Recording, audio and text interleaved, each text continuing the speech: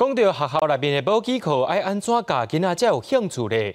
有一位台语老师教学生囡仔念客家版，互因来学台语，学生也感觉讲真趣味。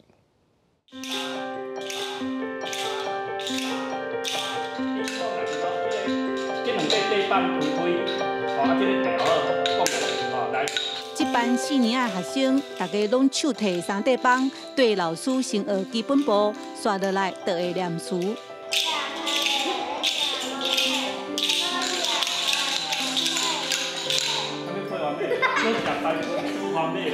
其实这班学生3块板才学第3节课尔，有时嘛会无细字讲着手，不过囡仔刷愈学愈感觉趣味。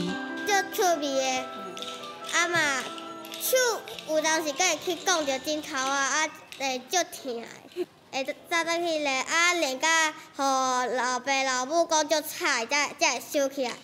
古吹花，长古吹，透早转红去洗家。成华大同国小的台语老师林国如教台语已经10几冬啊，伊会用3块板、搬戏、讲故事等等无同的方式教台语。节奏性吼，也是一个活泼性，囡仔伫学吸收较紧。你若课堂安尼答念讲吼，囡仔听甲拄久去。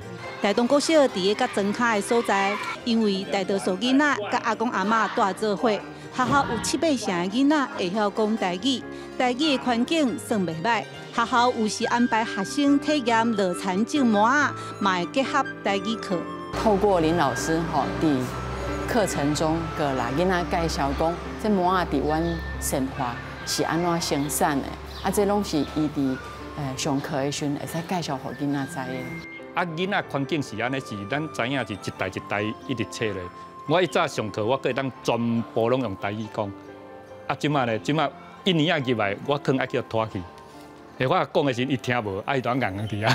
林国如真烦恼，即马少年爸母拢袂甲囡仔讲台语，加在透过学校甲老师用心设计，生活中学台语，囡仔返去厝内会当甲阿公阿嬷加讲寡话，对双方拢是一项好代志。记者陈嘉文、赖伟做台南报道。